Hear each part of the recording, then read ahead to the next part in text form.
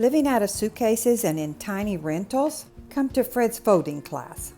So what do you have here? Is this underwear? Yeah, these are the short ones. These are the long ones. And this? All your t-shirts? Yeah, the t-shirt.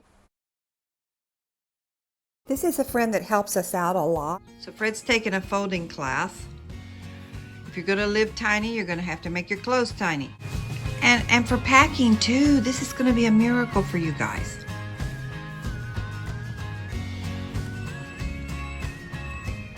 Okay, you ain't seen nothing yet. Watch. Fred's watching her. She goes a little fast. You did it? Well, mine's bigger. Okay. She travels airline too. She goes to Bible studies.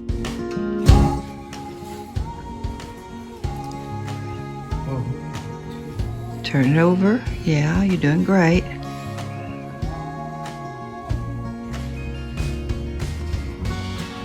Despacio, despacio. Yeah. I guess you did.